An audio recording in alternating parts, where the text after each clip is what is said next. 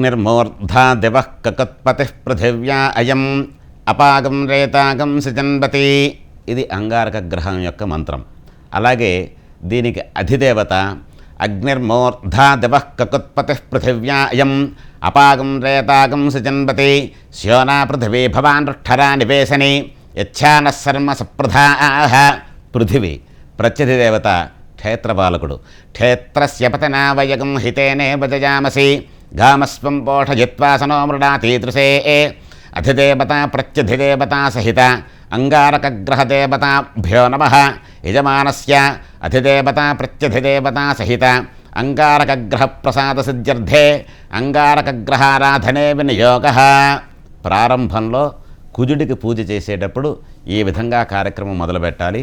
అదేవిధంగా సూర్యుడికి దక్షిణ దిక్కులో త్రికోణ ఆకారంలో అంగారక గ్రహాన్ని ఆవాహన చేయాలి.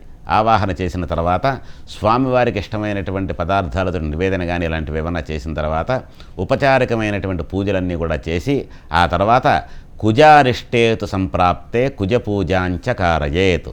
కుజధ్యానం ప్రవక్ష్యామి రోగపీడోపశాంతయే. కానీ రుణపీడోపశాంతయే. మనిషికి అనారోగ్యం ఉన్నా లేదన్నా అప్పుల బాధతో చికాకులుగా ఉన్నా సరే ఈ యొక్క రంగారకుడి యొక్క పూజ ఎవరైతే ఈ విధంగా పద్ధతి ప్రకారం శాస్త్ర ప్రకారం చేసుకోగలుగుతామో ఆ అంగారకుడి యొక్క అనుగ్రహం వలన రోగాలు కానీ రుణాలు కానీ నాశనం అవుతాయంటంలో సందేహం లేదు. కానీ ఒకేసారి ఈ ఉదయం పూట నేను పూజ చేశాను భగవద్ అనుగ్రహం నాకు ఇంకా కలగలేదనే విషయం అనుకోకండి. పద్ధతి ప్రకారంగా 7 మంగళవారాలు ఎవరైతే అంగారకుడికి ఈ విధంగా పూజాది కార్యక్రమాలు చేసుకుంటారో వాళ్ళకి కుజుని యొక్క అనుగ్రహం తప్పకుండా ఉంటుంది. ఇది ప్రయత్నించి చేసి మీరు సుఖంగా ఉండి ఈ విషయాన్ని ప్రజలకు తెలియజేస్తారని చెప్పని అనుకుంటున్నాను. అదేవిధంగా కుజుడి తర్వాత బుధుడు. ఉద్భుజ్యస్వాగ్నే ప్రతిజాగృహ్యేన మిష్టాపూర్తే సకంసజేధామజంచ పునః కృణ్వగ్గుస్త్వా పితరంజవానమన్వాతాగం సేత్వయితంతుమేతం. ఇది బుధగ్రహ మంత్రం. అదేవిధంగా బుధుడికి అధిదేవత ఓం సహస్రశీర్ష పురుష సహస్రాక్ష సహస్రపాత్ సభూమిం విశ్వతో వృత్వా అత్యతిష్టదశాంగులం ఇదం విష్ణుర్విచక్రమే త్రేధానతతే పథం సమూఢమస్య భాగం శిరే అధిదేవత ప్రత్యధిదేవత సహిత బుధగ్రహదేవతాభ్యో నమః. అలాగే అధిదేవత విష్ణు ప్రత్యధిదేవత సహస్రపురుషుడు. ఈ విధంగా బుధారిష్టేతు సంప్రాప్తే బుధ పూజాంచ కారయేత్. బుధధ్యానం ప్రవక్ష్యామి బుద్ధిపీడోపశాంతయే.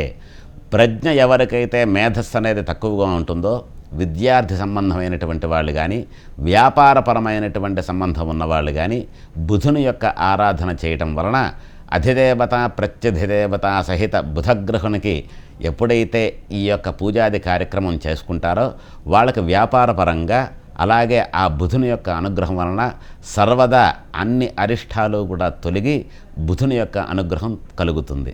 బుధుడి యొక్క అనుగ్రహం ఉంటే వ్యాపార విషయంలో ఎప్పుడూ కూడా అవినాభావ సంబంధమైనది ఏమాత్రం లేకపోయినా సరే తెలియనటువంటి వ్యక్తి వల్ల కూడా వ్యాపారాభివృద్ధి ఎంతో సమగ్రంగా చక్కగా నెరవేరుతుంది. కానీ ఈ బుధుడు తాలూకా సంఖ్య 17,000 సార్లు జపం చేసుకోవాలి. లేదంటే 17 బుధవారాలు ఈ బుధుని యొక్క పూజ ఎవరైతే చేసుకోగలుగుతారో బుధుని యొక్క శ్లోకాన్ని ధ్యానంగా 17,000 సార్లు ఎవరైతే చెప్పుకోగలుగుతారో వాళ్ళకి ఈ 17 వారాల్లో బుధుని యొక్క అనుగ్రహం వలన మీ వ్యాపారం దినదినాభివృద్ధిగా ఉంటూ మీ వ్యాపారపరమైనటువంటి సమస్యలు ఏమున్నా సరే శత్రురూపమైనటువంటి సమస్యలు ఉన్నా సరే అవి నశించిపోతాయి అంటంలో ఏమాత్రం సందేహం లేదు. ఇదే విధంగా బృహస్పతి గ్రహం. బృహస్పతికి ఉన్నటువంటి విశేషం ఏమిటంటే సంతానకారకుడైనటువంటి బృహస్పతి గ్రహం యొక్క విశేషణాలు ఒక్క మాటలో చెప్పాలని కూడా సరిపోదు. నవగ్రహాలలో శనీశ్వరుడికి బృహస్పతికి సూర్యుడికి ఉన్న ప్రత్యేకమైనటువంటి గుర్తింపు స్థానం వేరే గ్రహాలకు లేదంటే చాలా చిన్న విషయమే. కాబట్టి బృహస్పతే అదేతర్యేత్యస్య మంత్రస్య. బృహస్పతి మంత్రం ఏ విధంగా ఉంటుందంటే బృహస్పతే అతయదర్యో అర్హాద్యుమద్విభాతి కృతమజ్జనేషు యద్ధేత యచ్చ వసర్త ప్రజాతత తస్మాసు ద్రవిణంధేహి చిత్రం. ఓం బ్రహ్మజిజ్ఞానం ప్రథమం పురస్తాద్విషేమతః సురుచో వేన ఆవహ సబుద్ధ్రియా ఉపమా అస్య విష్ఠా సతశ్చయో నిమసతశ్చ పవః ఇంద్రం వో విశ్వతస్పరిహవామహే జనేభ్య అస్మాకమస్తు కైవలః అధిదేవతా ప్రత్యధిదేవతా సహిత బృహస్పతిగ్రహదేవతాభ్యో నమః. బృహస్పతికి అధిదేవత బ్రహ్మ, ప్రత్యధిదేవత ఇంద్రుడు. ఈ రకంగా అధిదేవత ప్రత్యధిదేవత సమేతమైనటువంటి బృహస్పతి గ్రహం సూర్యుడికి ఉత్తర దిక్కులో దీర్ఘచతురస్ర మండలంలో ఆసీనుడై ఉంటాడు.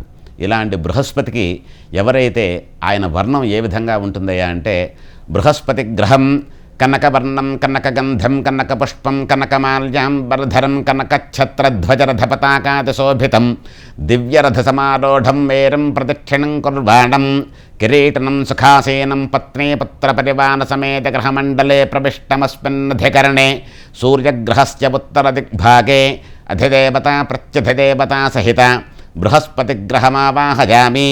ఈ విధంగా వేద పండితులు సూర్యగ్రహానికి ఉత్తర దిక్కులో స్వామివారి మంత్రపూర్వకంగా ఆవాహన చేసి కనకవర్ణం అంటే బంగారుపు రంగులో ఉండేటువంటి సువర్ణ ప్రతిమ మీద ఆవాహన చేస్తారు. అవకాశాన్ని బట్టి రాగిదాని మీద కూడా ఆవాహన చేయవచ్చు.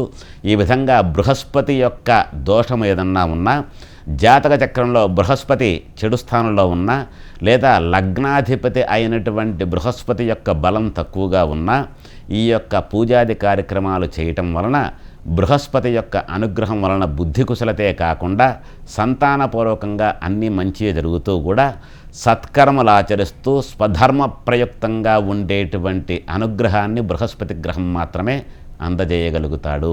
కాబట్టి గోచార రీత్యా బృహస్పతి 4వ స్థానంలో ఉన్న, 8వ స్థానంలో ఉన్న, 6వ స్థానంలో ఉన్న, అంటే తన జన్మరాశి లగాయితూ 4వ స్థానం కానీ, 6వ స్థానం కానీ, 8వ స్థానం కానీ, 12వ స్థానంలో కానీ ఉంటే ఆ బృహస్పతి ఇచ్చేటువంటి మంచి ఫలితాలు ఏవైతే ఉంటాయో అవి మనకి అందవు. కాబట్టి ఈ రకమైనటువంటి పరిస్థితిలో ఉంటే ధనుస్సు రాశి వాళ్ళు ఉన్నారు, లేదంటే మీనరాశి వాళ్ళు ఉన్నారు.